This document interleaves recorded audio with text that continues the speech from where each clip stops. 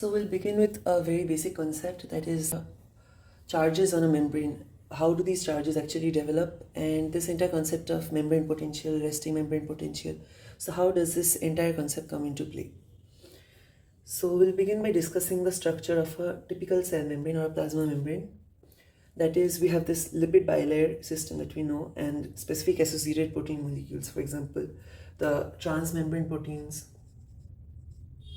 then proteins which exclusively lie in the inner surface or the inner leaflet of the membrane, which are the intrinsic proteins, the integral proteins, and the extrinsic proteins, along with specific other molecules like glycoproteins, other carbohydrate motifs, and so on.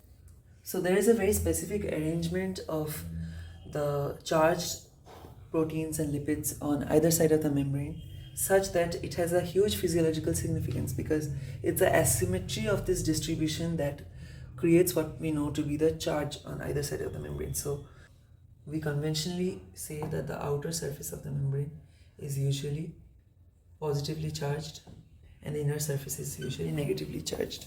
So there is actually a potential which develops between these two charged leaflets of this membrane, which is known as a transmembrane potential. Also, there is a potential which develops on the membrane solution interface at either leaflet. This is called the surface potential or zeta potential, and it highly affects the interaction of other charged molecules like positive ions, negative ions, or even neutral ions like water and so on, how these will interact with the membrane while either entering the cell or exiting the cell.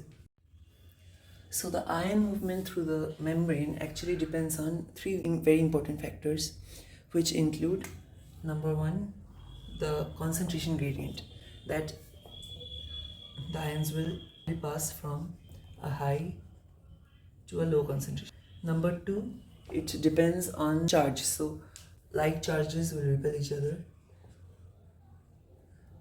and opposite charges will attract. And number three would be the membrane permeability.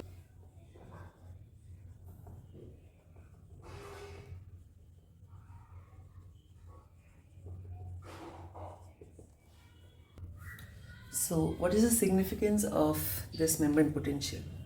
And how does this affect the charges that move in and out of the cell? So say suppose we have two containers.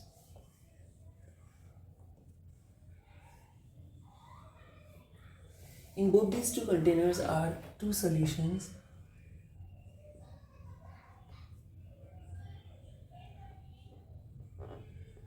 separated by a certain biological membrane.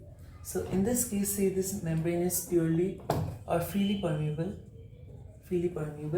to both the ions in the solution. Say suppose we have a mixture of, in both the solutions in both the containers we have a mixture of positive and negative ions. Say positive ions we can denote as X, and X1 concentration in A solution, and say suppose X2, and here also X1, X2, and negative ions we can designate as Y, Y1, Y2, Y1, Y2.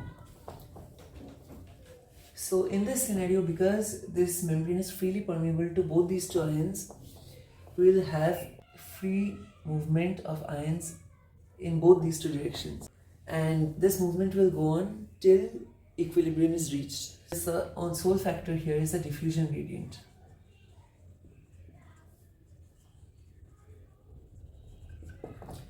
Whereas in this scenario, because this membrane is freely permeable to only the positive ions,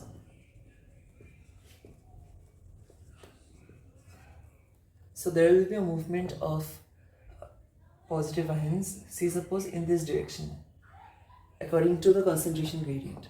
But the movement of ions will go on till electrostatic equilibrium is reached. So say suppose a factor A leaves out of X1 molecules, positive molecules. So this A will add here till electrochemically the solutions are neutral. So the potential of the membrane, which is required to maintain such a concentration gradient, is called the equilibrium potential of that particular ion, Ex or Ey. So in this scenario, movement of ions depends on the diffusion gradient plus the electrical gradient.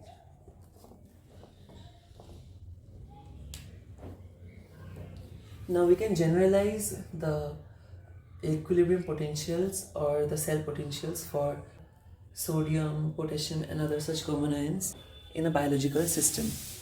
So in such a system, if we compare two sides of the membrane, say suppose this is outer and inner side, we can see that the relative concentration gradient of sodium, potassium and even chlorine is something like this. Suppose this is sodium, this is potassium, this is chlorine. Potassium, the concentration is extremely high on the inner sides. It's almost something like 140 milliequivalents here and around 15. And for sodium, it's something like the exact opposite, 140, then it's around 14. For chlorine, it is around 120 on the outside, nearly 10 on the inside. So according to the normal diffusion gradients, the movements should be something like this. Outside to inside for sodium, inside to outside for potassium, and outside to inside for chlorine. So for these three ions, the equilibrium potentials or the electrostatic potentials will be something like, for sodium it is something like plus 61 millivolt.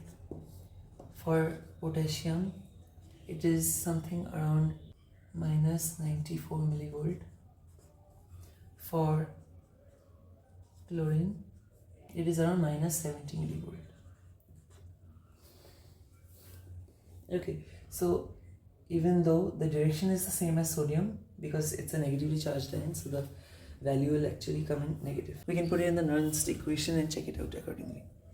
So the normal resting membrane potential for majority of biological systems or biological membranes is around minus 70 millivolt.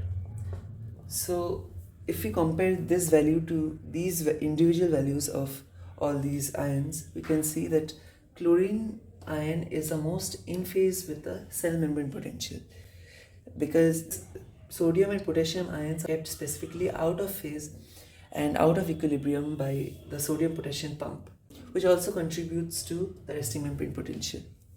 We'll be discussing our resting membrane potential in the next video. Thank you.